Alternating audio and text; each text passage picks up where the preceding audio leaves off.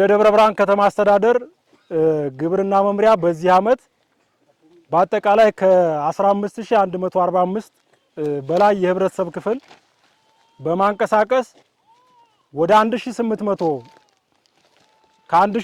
ሄክታር በላይ ልዩ ልዩ የአፈርና ውሃ ጥበቃ ስራ ለመስራት ማለትም በ45 ተፋሰሶች ከመላ ማህበረሰቡ ጋር ተግባብተን ወደ ስራ ለመግባት እነሆ ዛሬ በዚህ በሳሪያ ቀበሌ ጀምረናል። የዚህ አመት የተፋሰስ ልማት መሪ ቃላችን የተፋሰስ ልማት ለብልጽግናችን በሚል የተወሰደ መሪ ቃል ነው ያለው።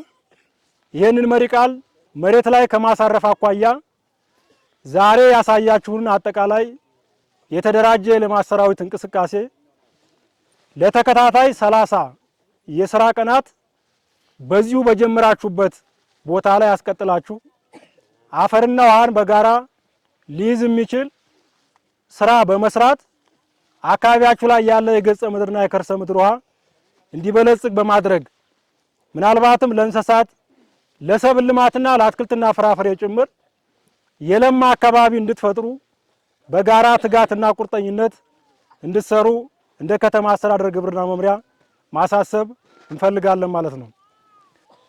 የተፈጥሮ ሀብት ስራችን ከጊዜ ወደ ጊዜ እየቀዘቀዘ የሚሄድ ሳይሆን ከጊዜ ወደ ጊዜ እየሞቀ የተሻለ ሞራልና ስለንቦና ጭምር ታክሎበት እዚያ አካባቢ ላይ ተጎሳቁሎ የነበረውን አካባቢ ወደ ነበረበት ከመመለስ አኳያ ልፋታችሁን መሬት ላይ እንድታሳርፉ ጭምር አደራ እያልኩ በበጋ ወራት የተሰሩትን የአፈርና ውሃ ጥበቃ ስራዎች በክረምት ወራት በስነ ህይወታዊ ለማጠናከር የሚያስችል የአረንጓዴ አሻራ መርሃ ግብር ጭምር በማከናወን ከተማችን አካባቢያችን የደን ልማቱ የተጠበቀ ለሰው ልጅ መኖሪያ ምቹ የሆነ አካባቢ በጋራ እንድንፈጥር በትኩረት እንድሰሩ አሳስባለሁ።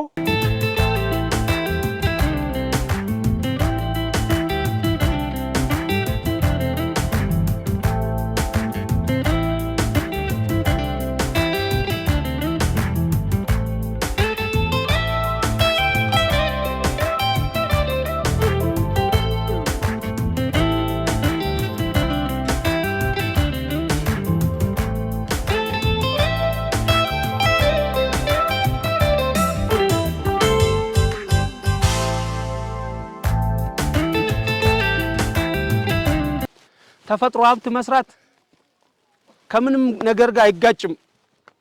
ተፈጥሮ ሀብት የሚሰራው ለራሳችን ስንል ነው። በግብርናው የሰብል ልማት ስራ አለ፣ እንስሳት አድልቦ የሚሸጥ አለ፣ መስኖ የሚያለም አለ። የሁሉ ስራ መሰረት ግን ተፈጥሮ ሀብት ነው። ተፈጥሮ ሀብት መስራት ያልቻለ አካባቢ በቂ ዝናብ አያገኝም፣ በቂ ውሃም አያገኝም። በፈለገው ሰዓት የፈለገውን ነገር ማብቀልም አይችልም። እሱን ካላደረግን ደግሞ መብላት የሚባለው አይታሰብም ማለት ነው። እናኛ አሁን ያለንበት ሁኔታ እንዳገር በምግብ ራሳችንን ችለን የተሻለ ነገር ለመፍጠር ለመበልጸግ እየሰራን ያለ ነው። ይሄን ለማድረግ ደግሞ በገጠር የሚሰሩ ስራዎች አሉ፣ በከተማ የሚሰሩ ስራዎች አሉ። እያንዳንዳችን በተቀመጥንበት አካባቢ የየራሳችን የሥራ ድርሻ አለ። የእናንተ የሥራ ድርሻ ይሄን አካባቢ ተንከባክቦ የተሻለ ልማት እንዲለማ አድርጎ ማስተላለፍ ነው። የሌላውም ስራ ደግሞ እንደየዘርፉ ይሰራል ማለት ነው። ዛሬ ዓለም በጦርነት ብትታመስ፣ በድርቅ ብትታመስ፣ በምግብ እጥረት ብትታመስ ዋናው ምንጩ አስቀድመን ተፈጥሮ ሀብት ልማት ላይ ስላልሰራን ነው። ተፈጥሮ ሀብት ልማት ላይ ቀድሞ ያልሰሩ አካባቢዎች ዛሬ በትላልቅ ድርቅ ይናጣሉ፣ ማዕበል ይናጣሉ፣ እሳት ሰደድ እሳት ጭምር ይናጣሉ ማለት ነው። እናኛ እየሰራን ያለነው አስቀድመን ከነዚህ አደጋዎች ሁሉ አካባቢያችንን ሰውረን ለሚቀጥሉ ትውልድ የተሻለ መሬት የተሻለ ጸጋ ለማስተላለፍ ነው። በዚህ አመት ከዛሬ ከጥር 1 ጀምሮ ለተከታታይ 30 ቀናት የሥራ ቀናት ተፈጥሮ ሀብት ይሰራል።